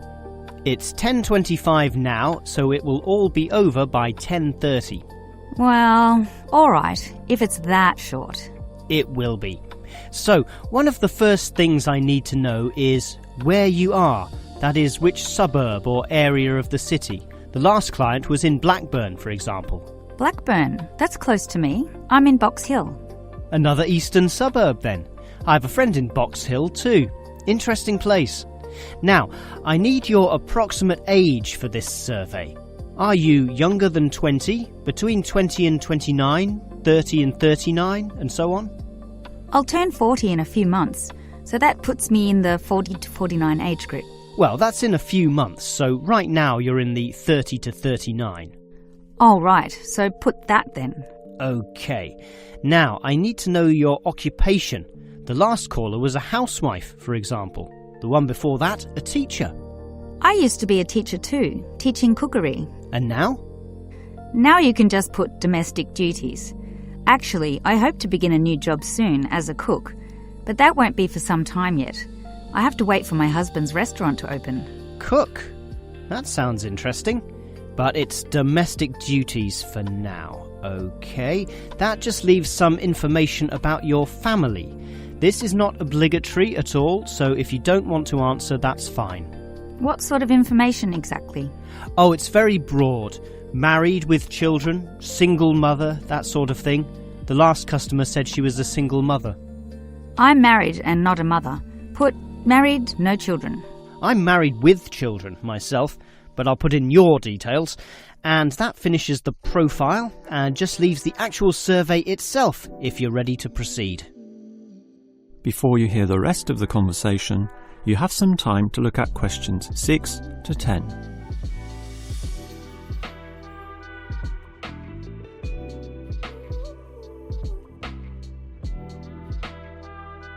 Now listen and answer questions 6 to 10. All right, let's begin the survey now about your exercise habits. I'm afraid I don't exercise much at all. Well, the main question is in what form you take your exercise, however little that may be. For example, in just cleaning. Do you clean the house? My husband does the cleaning actually, but I walk to the supermarket and shops very often, up to 4 times a week. I'll put that then, unless there's something else. Nothing else really, but I diet. I'm very strict about what I eat. Oh, and I do yoga, although that's not very energetic. More a form of relaxation and to tighten my muscles. They're both important, of course. But what about sport? Do you undertake any sporting activities? This could be very infrequent. In the past, for example. My husband plays basketball at the local school and I sometimes watch. When he was younger, he was in a basketball team, but I never participated. Have you done anything at all? I used to hike in a nearby national park. Well, that's a definite physical activity, so I'll put that, but not basketball.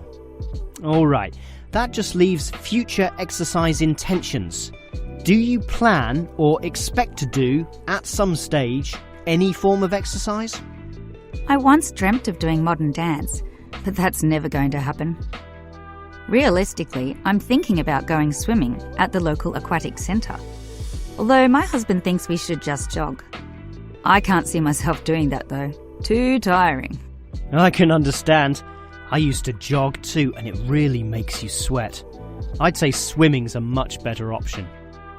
But I'll be starting this job as a cook in my husband's restaurant. I imagine I'll be very tired doing all those late shifts. But if I have any energy left over, I might go to the aquatic centre to release some stress. All right, well, that's the end of the survey. Thank you very much for your time. That is the end of section 1. You now have half a minute to check your answers.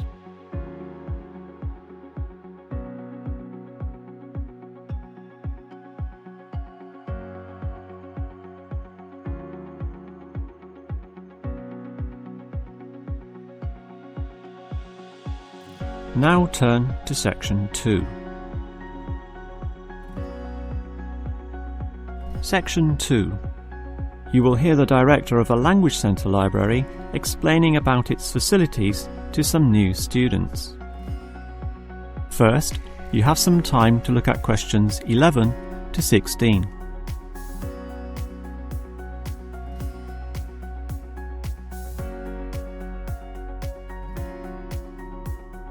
Now listen carefully and answer questions 11 to 16. Welcome to the library, or the ILC, which means Independent Learning Centre, and let me explain about some of its facilities.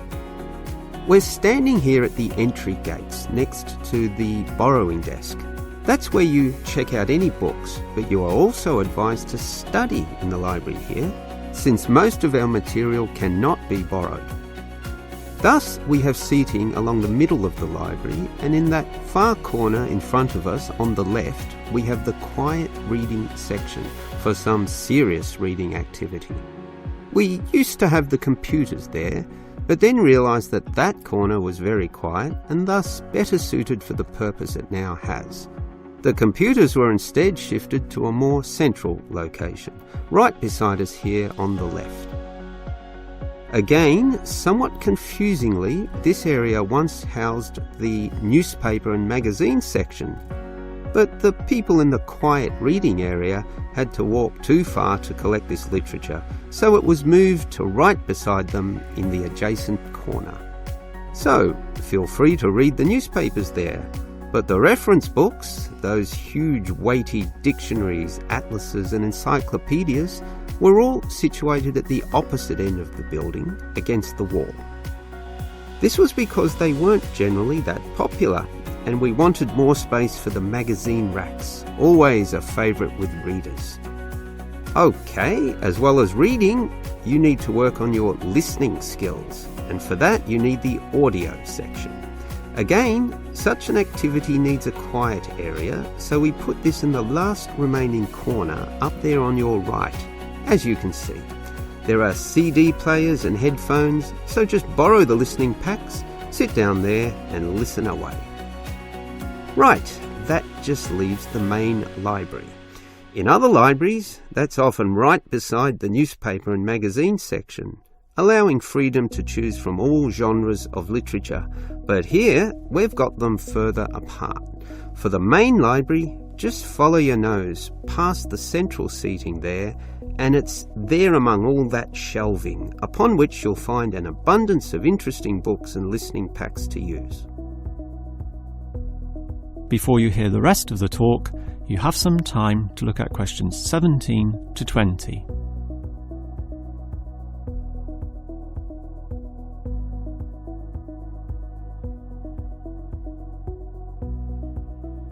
Now listen and answer questions 17 to 20. Now, I'd like to tell you a bit more about an excellent service offered in the ILC here that we call the Special Sessions. What can you do in them? For a start, many of you need practice in speaking English, and for that we hold a special discussion session led by a teacher. That can be noisy. In fact, we hope that it is noisy, since that would mean many people are talking. It's in the central seating area, and it used to be from 10:30 to 1:30, but we found that the noise was disturbing the regular ILC patrons, so we shortened and moved this discussion to the morning 9 a.m. time slot, when fewer people are in the centre. It goes for 1.5 hours.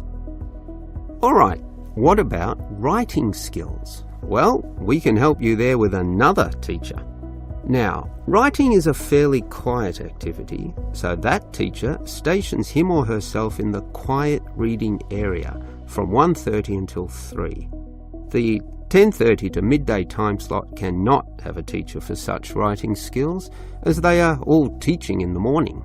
For this reason, of course, there cannot be an on-call teacher in the morning either. Although many people would like one, particularly the 10:30 to noon crowd, having just finished their early morning class. These students all have to wait until midday onwards, when, for 3 hours, a teacher will be stationed in the audio section, ready to deal with all those questions. Until recently, we had another teacher doing the 3 p.m. to 6 p.m. time slot in the central seating, but all the noise interfered with the late users of the ILC, so we had to cancel that. Also noisy can be the language exchange, where local students who want to learn your language will help you practice English.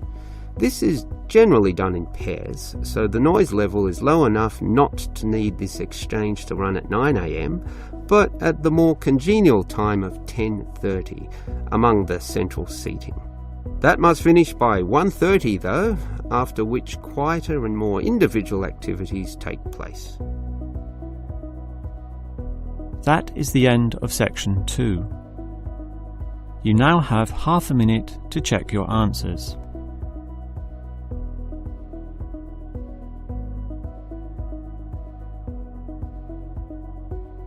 Now turn to Section 3.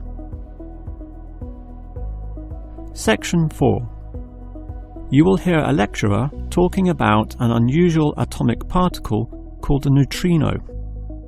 First, you have some time to look at questions 31 to 35.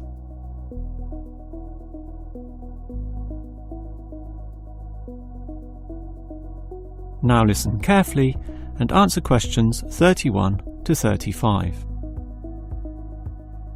When considering the smallest unit of matter, the atom, most people know of electrons, protons and neutrons, but almost none know of another particle, even though they are constantly emitted from the Sun in the trillions, with 100 to 200 billion of them regularly passing through your body every second. To repeat, that's not thousands, not millions, but billions every second. You don't feel them because they are small. In fact, so tiny that we can barely detect their presence at all. These mysterious particles are called neutrinos. Despite such an abundance, detecting them is a huge undertaking, and there are many reasons for this. Firstly, the neutrino itself is so small that you need to eliminate absolutely all other particles around. To do this, you need what is called a clean room, one that has an extremely low level of dust, microbes, floating particles, or chemical vapors. You probably don't know it, but the air around you right now has almost 40 million particles per cubic meter. In contrast, the cleanest of clean rooms has less than 10. The second problem is that you also need an environment with absolutely no background radiation.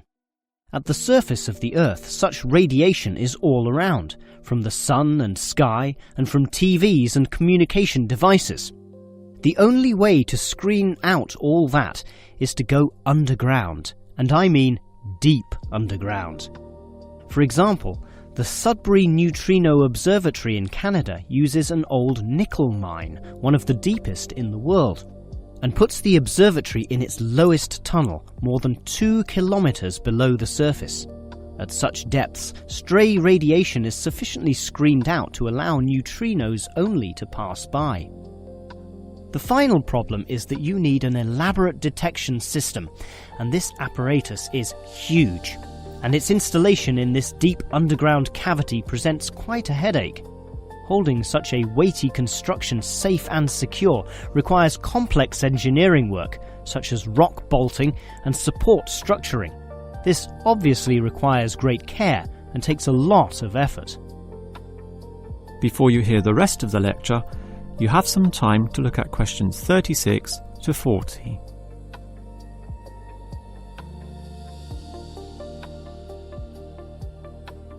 Now listen and answer questions 36 to 40. So I've told you about the difficulty in detecting neutrinos. They are tiny, virtually weightless, have no electric charge, and hardly interact with anything at all.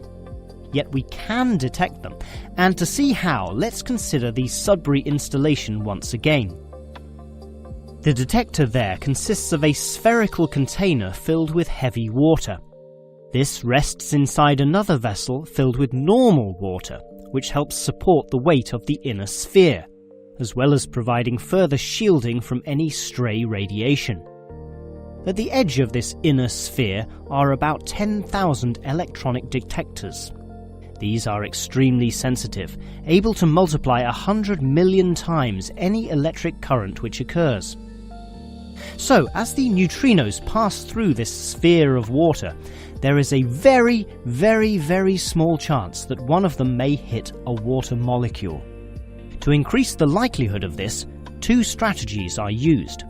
1. The larger the sphere of water, the better, and the Sudbury tank holds not 10 tons, not 100 tons, but 1,000 tons. 2. The water is special, consisting as it does of heavier molecules. So what happens is this. If the neutrino hits the water molecule, the neutrino is absorbed, but the molecule itself splits apart, producing a tiny electric current. It is this which is detected and analysed, giving key information about the neutrino. The final question is, why do we care about these elusive particles? Well, just think. They can pass right through the core of our Sun at the speed of light without being affected or losing strength. No other form of radiation can do that, meaning that the knowledge we get about neutrinos can help us to control them. With this ability, we can probe the centre of our Earth, the inner layers of our Sun, and the outer limits of our solar system. And that makes it all worth the effort. That is the end of section 4. You now have half a minute to check your answers.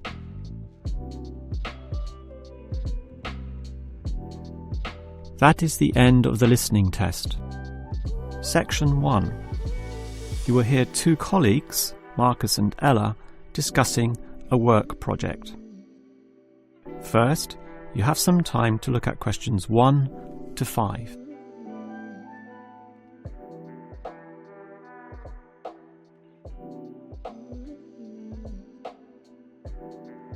You will see that there is an example that has been done for you. On this occasion only, the conversation relating to this will be played first. Okay, Ella, as you know, the deadline for this project is the end of the month, so we'd better plan it well. Yes, I've already been thinking along those lines, and I've decided we should divide this project into 3 phases. The pre-phase, then phase 1, and then phase 2, with strict deadlines involved for each one. The woman uses the term pre-phase, so pre-phase has been written in the space. Now we shall begin. You should answer the questions as you listen, because you will not hear the recording a second time. Now listen carefully and answer questions 1 to 5. Okay, Ella, as you know, the deadline for this project is the end of the month, so we'd better plan it well. Yes, I've already been thinking along those lines, and I've decided we should divide this project into 3 phases. The pre-phase, then phase 1, and then phase 2, with strict deadlines involved for each one. Given that we have to finish this quickly, that sounds good. Tell me more. The pre-phase is the simplest. We just need to allocate a space or a place to do our planning, and this space will need to be quite big. Sure, and we have to decide on the equipment needed as well. Remember the last project when we didn't have enough projectors to present our ideas? We lost lots of time there. Yes, that was a bad start. That's why, after the pre-phase is finished, I've allocated a mere 3 days for phase 1. That will involve drawing the plans. We'll need Jenna to help us. And Marco. Yes, but not Susan. Susan is just far too busy to participate, as much as I'd like her in the team. Let's just take Fred instead. He'll do. Sure, Fred's not as experienced as Greg, but I agree he'll do fine for this job. Then it's straight into phase 2. Collecting, collating, analysing and preparing the final report. Can we do that in 5 days? I think that's optimistic, which is why I scheduled 6. That's almost a week. Do we have that much time? We do, and with the right people, 6 days should see the job done. Who are the people for this phase? Arthur and Rob, right? No, Arthur's got other things to do, and Rob's on leave, so Mike alone would be the main man on this part. He's done it before, so it should be fine. But he may need some help with the smaller tasks. Someone who is good with detail and procedures. Peter's not free at the moment, so I can arrange Leo to chip in some time and advice. Leo's very useful, particularly under pressure. And that's everything sorted. Well done, Ella. This report should certainly be ready in time. Before you hear the rest of the conversation, you have some time to look at questions 6 to 10.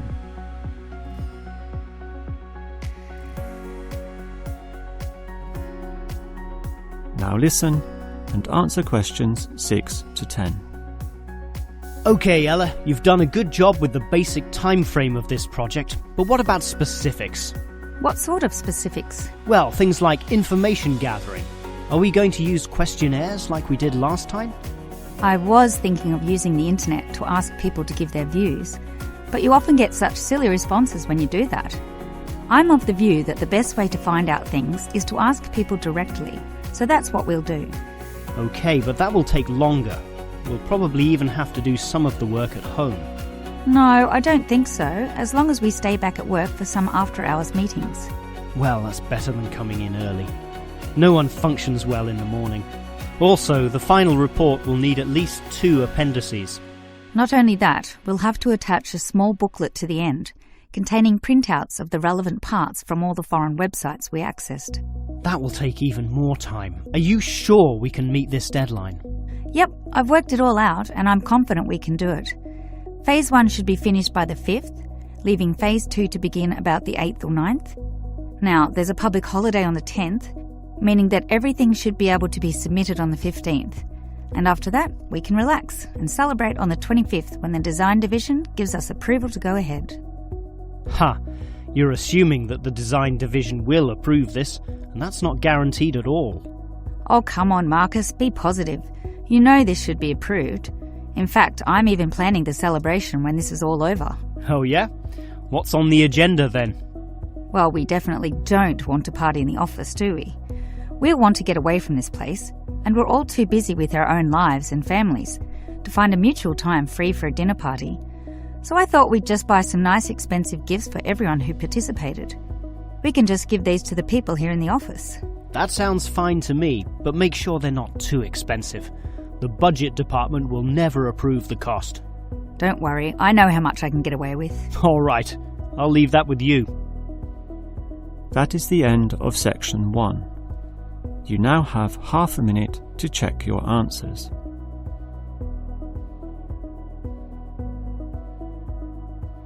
Now turn to section 2. Section 2. You will hear a maintenance worker talking to a university officer about some recent storm damage to the main building. First, you have some time to look at questions 11 to 15.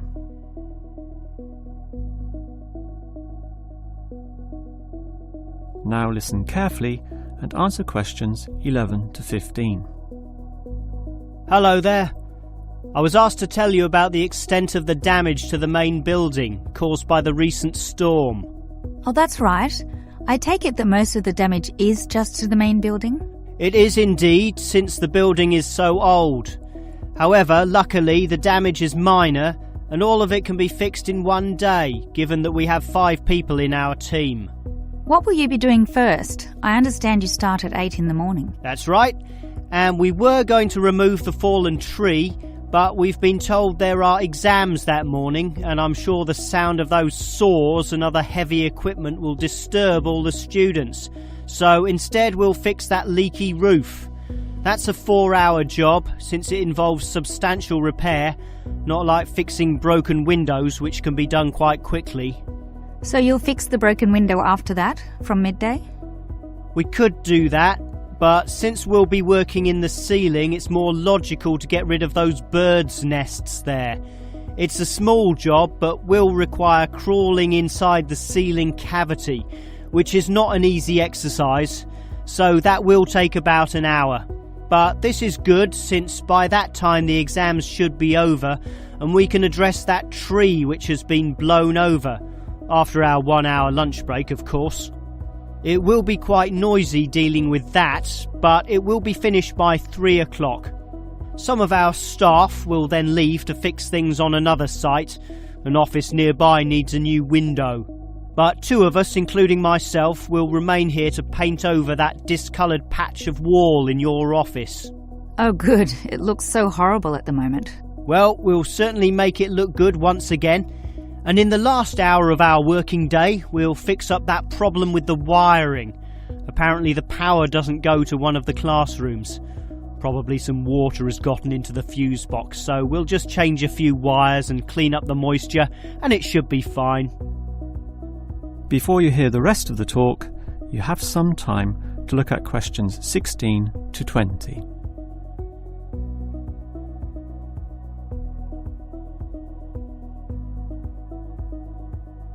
Now listen and answer questions 16 to 20.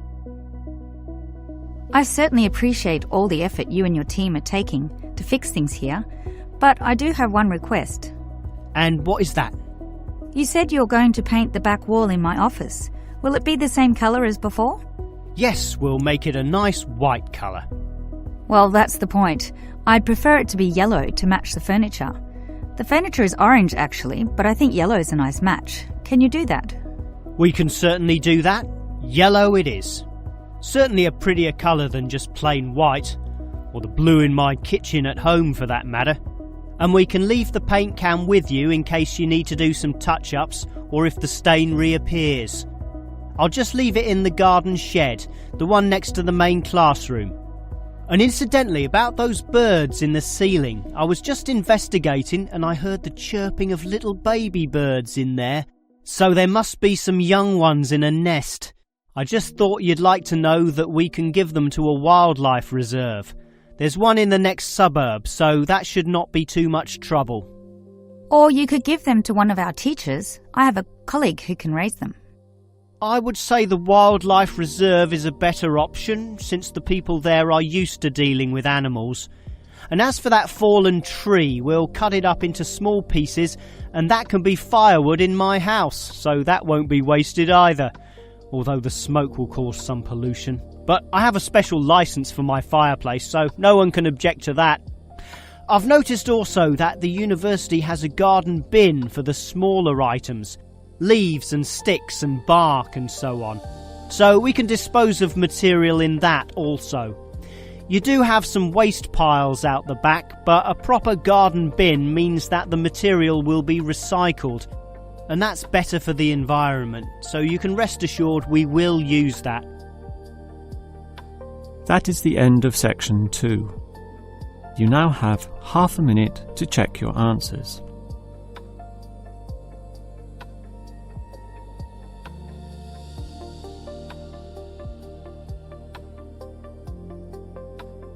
Now turn to section 3. Section 4. You will hear a lecturer talking about the movement of population towards cities. First, you have some time to look at questions 31 and 32.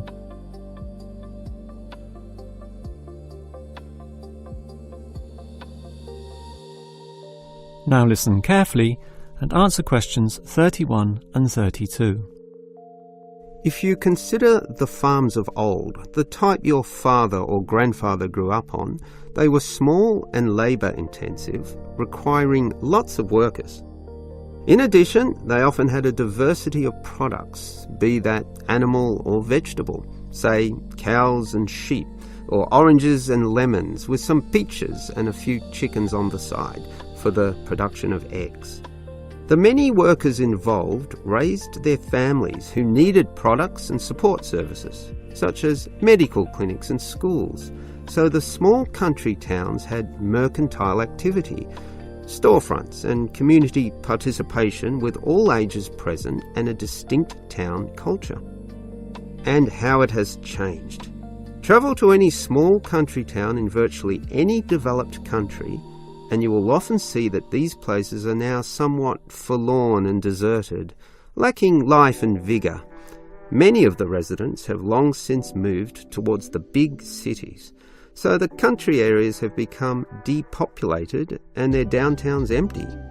This phenomenon is so predictable and widespread that it even has a name, rural flight or rural exodus, and it has produced some fairly predictable problems. Before you hear the next part of the lecture, you have some time to look at questions 33 to 35.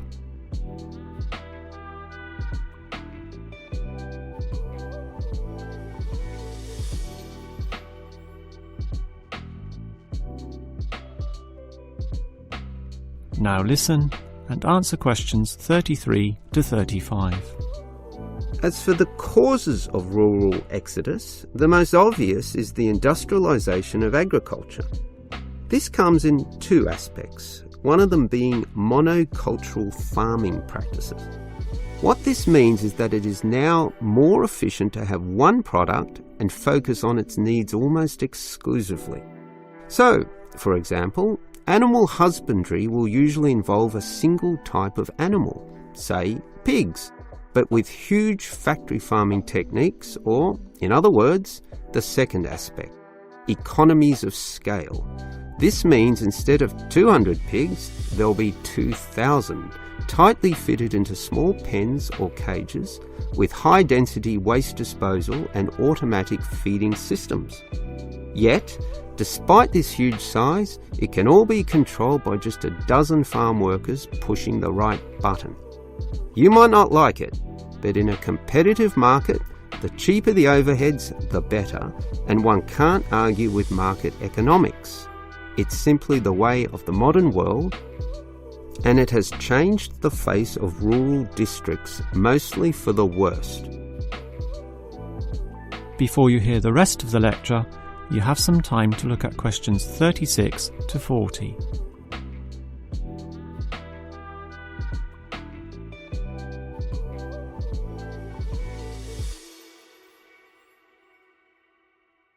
Now listen and answer questions 36 to 40. We can talk at length about the problem of rural exodus, but what about solutions? Well, there is certainly some cause for hope, since many are now feeling the negatives of increasing urbanisation, negatives which the countryside generally does not have. Thus, tourism, for example, is certainly one avenue of revenue and revitalisation.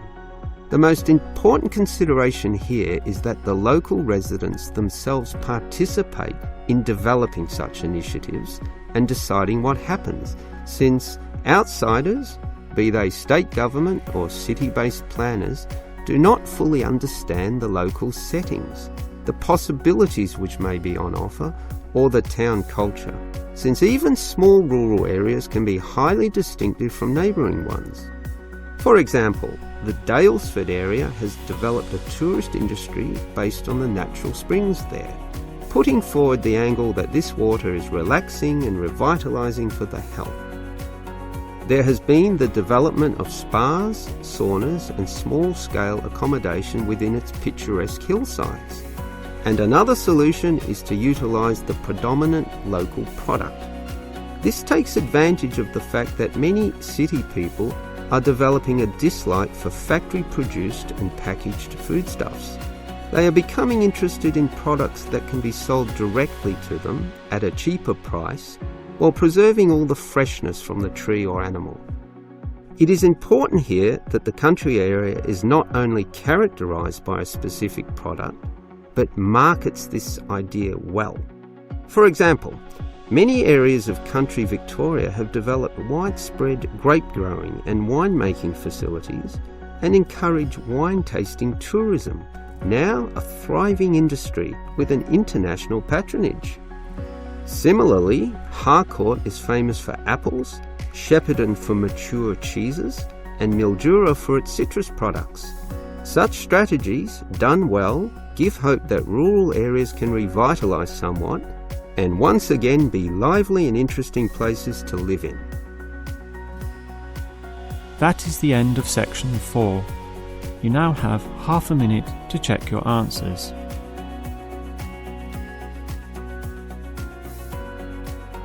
That is the end of the listening test.